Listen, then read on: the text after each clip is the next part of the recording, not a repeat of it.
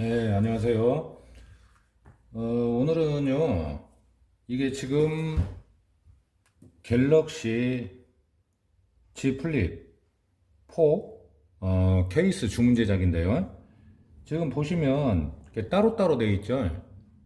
그리고 이제 이 젤 케이스 있잖아요. 젤 케이스를 타공을 해줄 때는 그리프로 해주는 게 좋습니다. 그래서 그걸 좀 오늘은 좀 설명을 해드릴게요. 지금 그 제품들을 보면은요, 주문 제작이 들어올 때 저는 항상 이렇게 2개 이상을 합니다. 조금 안 바쁘면은, 3개도 만들고, 어쨌든 샘플을 만들어 놓으면은 와서 보고 구입을 하시기 때문에 여러 개를 만들어요. 제가 이런 케이스를 다 사놓을 수는 없고, 지금 같은 경우에는 복원이 굉장히 바빠가지고, 주문 제작을 사실은 받기도 좀 어렵습니다. 그래서 이제 손님들한테는 좀 죄송하지만은 기간을 길게 잡고 하는 거죠. 이 젤 케이스를 어째서 그리프로 타공을 해야 되냐면요. 이 실리콘 재질, 실리콘 재질이기 때문에 다이아몬드 치즐이나 아니면 사선 치즐 요걸로 타공을 하면은 타공 구멍이 뚫렸다가 다시 이렇게 좁아지는 오므라지는 것이 있어요. 그래서 바느질을 할 때 힘도 들지만 실에 꼬임이 생깁니다. 그래서 이런 동그랗게 타공이 되는 그리프를 이용해서 타공을 해주시는 게 좋아요. 제가 조금 이따가 타공을 했을 때 어떻게 뚫어지는지 그걸 보여드릴게요. 그리고 이 제품을 보면은요, 이제 공예를 하시는 분들은 이제 공방을 하시는 분들은 제품을 많이 만들어 놓죠. 색깔별로 해서, 모양별로 해서.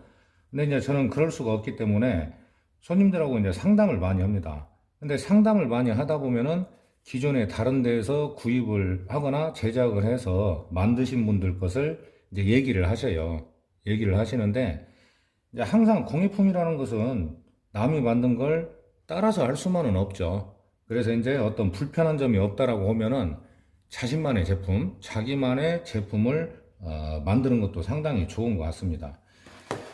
뭐 이제 지금 카빙도 수업을 시작을 했고 뭐 일주일이 오전이 그냥 시간이 없어요. 뭐 오후 시간대도 그렇지만은 일주일에 3일은 가죽공예 강의를 하고 있고 뭐 이제 나머지 이틀은 이제 카빙 수업을 하는데요. 이 무늬가 뭐냐면 지난번에 소개해드린 이 바스켓 무늬입니다.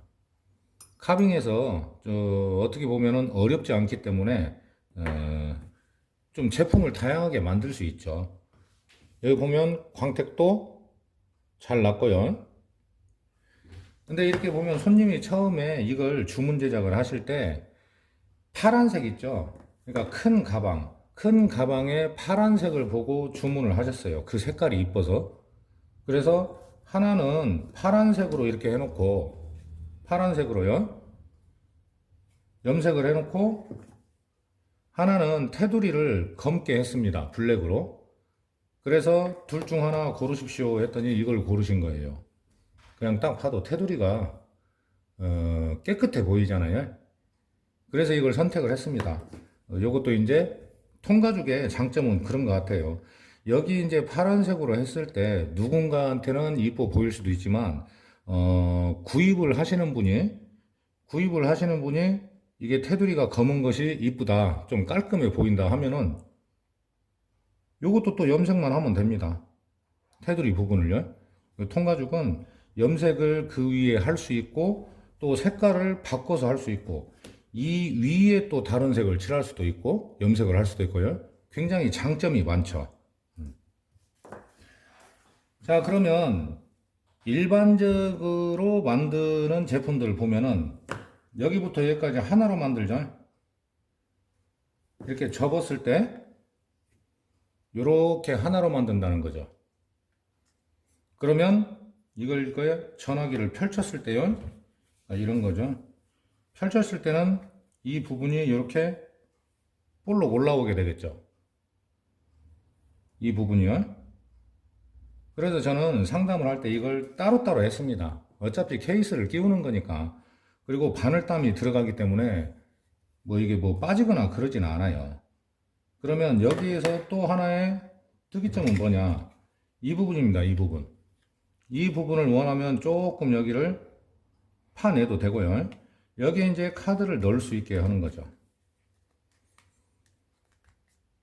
카드 포켓을 따로 만들지 않고 튀어나오지 않아도 이렇게 만들어도 충분하다는 얘기입니다. 그래서 이제 이런 모양이 되겠죠. 이런 모양이 되는데 이게 이제 길이 나면 조금 더 깊이 들어가요, 카드가. 펼쳤을 때는 이제 이런 모양이 되겠죠. 그렇죠? 그러니까 이제 뒷면이 너무 튀어나오지 않게, 두껍지 않게 하기 위해서 이렇게 제작을 했습니다. 핸드폰을 들고 막 달리기 하는 사람은 없으니까요. 떨어질 일은 없겠죠. 자, 그러면 이 그리프로 타공을 해야 이 핸드폰 케이스에 직접 바느질을 하는 것 같은 경우에는 어째서 좋냐면 타공의 구멍 때문에 그러는 거예요. 다이아몬드 치질이나 아니면은 저희 사선 치질 이런 걸 쓰면은 구멍이 크기가 굉장히 좁기 때문에 그러는 거죠. 제가 통과적을 가지고 잠깐 보여드릴게요.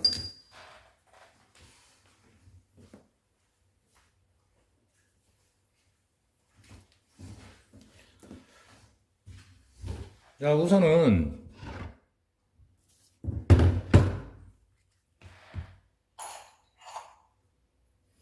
일반적으로 공예를 할 때 가장 많이 쓰는 다이아몬드 치질. 다이아몬드는 없고 그 모양이 다이아몬드 모양이라 다이아몬드 치질이라고 그럽니다. 자, 망치 소리가 좀 들려요.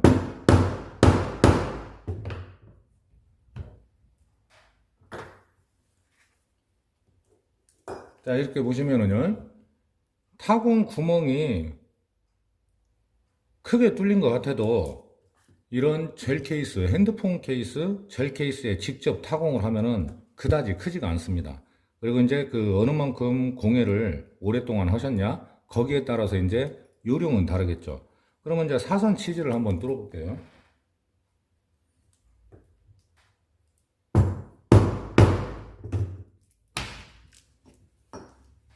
사선 치질은 잘 보이시죠? 사선 치질은 이렇게 사선 모양으로 선처럼 이렇게 그려져 있기 때문에 더 힘들어요. 젤 케이스에 타공을 했을 때는.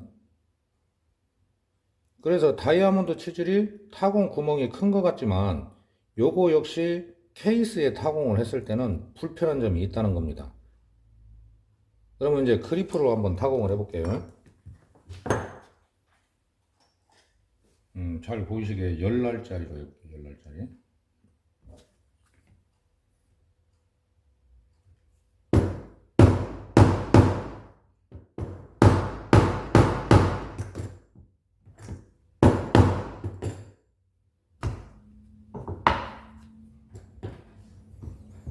자, 이제 한번 보시죠.